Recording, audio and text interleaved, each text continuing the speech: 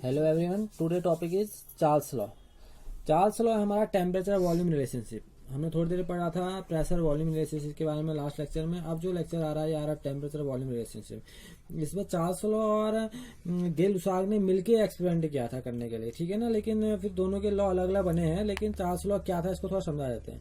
Charles and Gay Lussac perform several experiment on the gases. इन दोनों ने मिलकर बहुत सारे एक्सपेरिमेंट गैस भी किए थे और अलग अलग रूप में किए थे। और क्यों किए थे? क्योंकि ये चाह रहे थे कि गैसेज कैसे बिहेव करती है। क्योंकि प्रेशर और वॉल्यूम का तो रिलेशनशिप बता चुके थे बॉय, लेकिन टेम्परेचर और वॉल्यूम के रेस्पेक्ट में क्या काम होता था उसके बारे में जानना चाह रहे थे। तो इन्होंने क्या किया, इन्होंने इन्वेस्टिगेट किया। इन्वेस्टिगेट करके इन्होंने क्या किया कि प्रेशर को कांस्टेंट करा, और प्रेशर को कांस्टेंट करा और जिसकी वजह से उन्होंने वेरी कराया, टेम्परेचर और वॉल्यूम को वेरी करवाया, प्रेशर को कांस्टेंट कर दिया, ठीक है।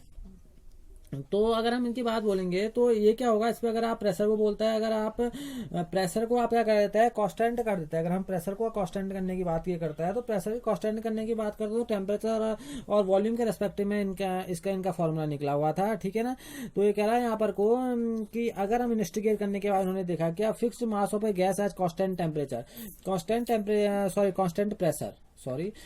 प्रेशर पर क्या होगा, क्योंकि इन्होंने किसे क्या कांस्टेंट प्रेशर को इन्होंने कांस्टेंट किया। तो कह रहा है जो फिक्स्ड मास होगा किसका, गैसेस का जो फिक्स मास होगा कांस्टेंट प्रेशर पर, तो volume of gas increase on increase in temperature. जितने जैसे जैसे आप टेम्परेचर को इंक्रीज करेंगे वैसे वैसे क्या होगा, आपका वॉल्यूम भी क्या होगा, इंक्रीज होता चला जाएगा। और डिक्रीज होगा, अगर आप टेम्परेचर डिक्रीज करेंगे तो वॉल्यूम भी डिक्रीज होगा। तो ये कूलिंग पर भी डिक्रीजिंग ऑन कूलिंग, और ठंडा करने पर क्या होगा, डिक्रीज भी होते जाता है, कूल भी होते चल जाता है। तो ये कह रहा है ये प्रूफ, इन्होंने क्या प्रूफ किया था, तो इन्होंने ये देखा था अगर ये टेम्परेचर को बढ़ाते हैं तो वॉल्यूम भी क्या होता है, इंक्रीज होता है, ठीक है। तो वॉल्यूम इन्होंने किस पे लिया था, अगर हम बात करें टेम्परेचर इन्होंने लिया था एक एब्सोल्यूट स्केल में, जिसे हम केल्विन स्केल बोलते हैं, उसमें लिया गया था।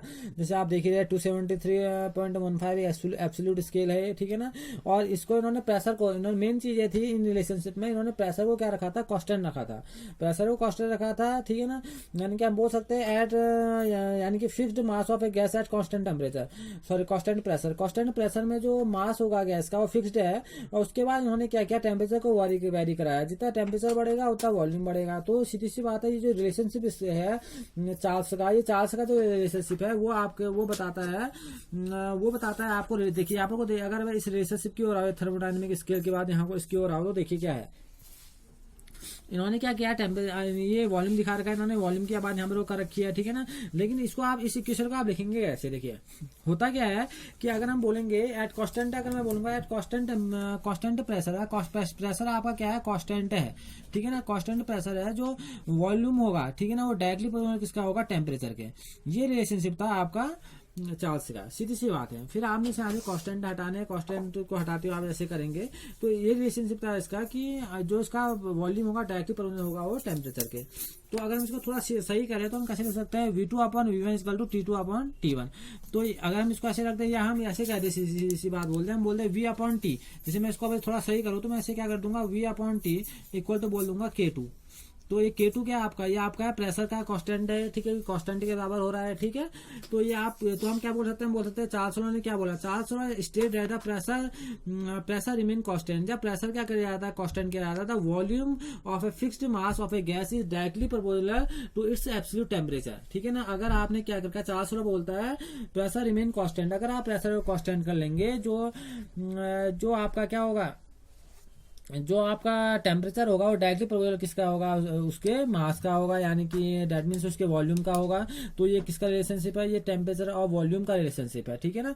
तो बहुत सिंपल सा रिलेशनशिप है, मैथमेटिकल रिलेशनशिप है। अगर आप क्या कर देते हैं, अगर मैं सिंपल सा बताऊं, अगर आप प्रेशर को कांस्टेंट रखते हैं, जो वॉल्यूम होता है वो डायरेक्टली प्रोपोर्शनल किसके हो जाएगा, वो टेम्परेचर के। वॉल्यूम मतलब क्या है, मास ऑफ अ गैस, क्योंकि वो भी क्या है, फिक्स्ड है एट कांस्टेंट प्रेशर, वो भी चीजें क्या है, फिक्स्ड है, और डायरेक्टली प्रोपोर्शनल किसकी हो जाती है, टेम्परेचर की। टेम्परेचर कैसा होना चाहिए, एब्सोल्यूट टेम्परेचर होना चाहिए।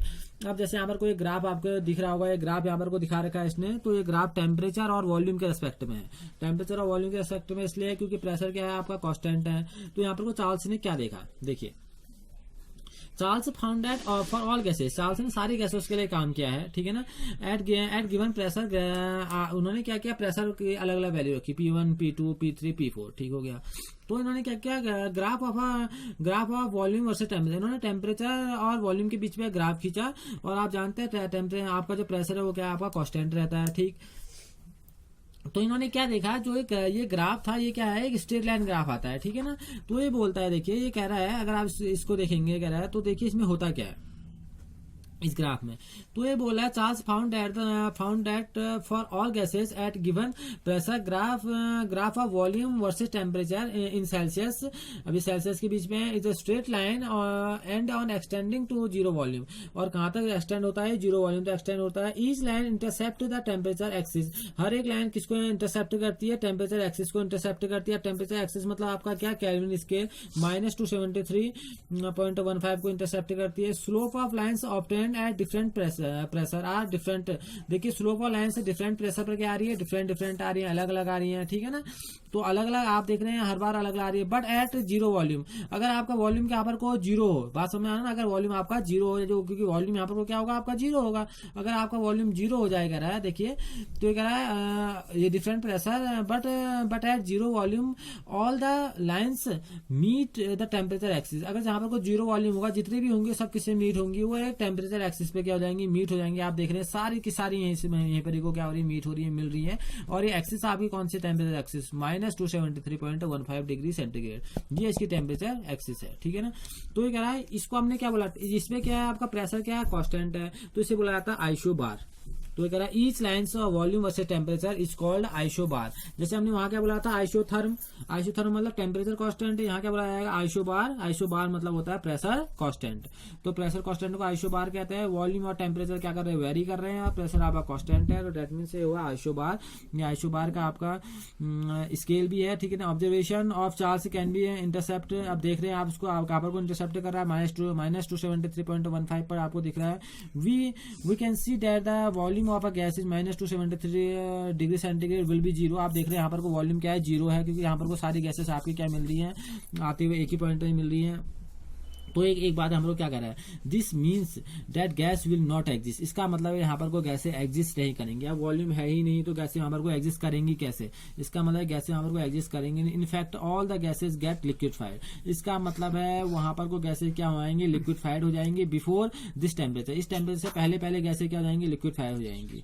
द लोएस्ट हाइपोथेटिकल और इमेजिनरी टेम्परेचर, अब जो क्या कह रहा है, सबसे लोएस्ट और हाइपोथेटिकल, यानी कि हम बोल सकते हैं कि इमेजिनरी यानी कि कल्पना में जो लिया गया है, ठीक है ना, या जो सोचा गया टेम्परेचर है, at the gases are supposed to occupy zero volume is called absolute zero. देखिए बहुत इंपॉर्टेंट बात बोल दी भाई इसने, ये बोल रहा है द लोएस्ट हाइपोथेटिकल, एक लोएस्ट हाइपोथेटिकल या इमेजिनरी टेम्परेचर, ऐसा लोएस्ट हाइपोथेटिकल या imaginary temperature at which gases are supposed to be occupy, जहां पर कोई कल्पना की जाती है कि यहाँ पर को गैसेज रखी जाती है, ये -273 के यहाँ पर वो गैसेस जीरो वॉल्यूम पर पाई जाती हैं, यानी कि जीरो वॉल्यूम पर होती हैं, उसे बोला जाता है एब्सोल्यूट जीरो। तो डेट मीन्स इसका कोई क्राइटेरिया है नहीं, लेकिन बोला जाता है एब्सोल्यूट जीरो, ये एक इमेजिनेशन है, हाइपोथेटिकल क्राइटेरिया है, इस बात को समझ लीजिए। तो क्या बोलेंगे, lowest hypothetical imaginary temperature at विच, ऐसी लोएस्ट और हाइपोथेटिकल इमेजिनरी टेम्परेचर जहां पर को गैसेस क्या मानी जाती है, ऐसी सपोज की जाती है कि वो किस में है, जीरो वॉल्यूम पे होती है, उसको बोला जाता है एब्सोल्यूट जीरो बोला जाता है, ठीक है ना। तो एब्सोल्यूट जीरो ऐसा आपको बता दिया, कुछ है नहीं, लेकिन ये सपोज की गई चीजें हैं। All gases obey Charles law at very low pressure, बहुत इंपॉर्टेंट बात, जितनी भी गैसें होंगी लो प्रेशर पर और हाई टेम्परेचर पर, लो प्रेशर पर और हाई टेम्परेचर पर चार्ल्स लॉ को फॉलो कर जाती है। लो प्रेशर पर और हाई टेम्परेचर पर चार्ल्स लॉ को क्या करती है, फॉलो करती है, ठीक है ना। ये है आपका चार्ल्स लॉ, ठीक है ना। अब हम अपने नेक्स्ट लेक्चर में पढ़ेंगे गै-लुसाक लॉ। Okay, thank you.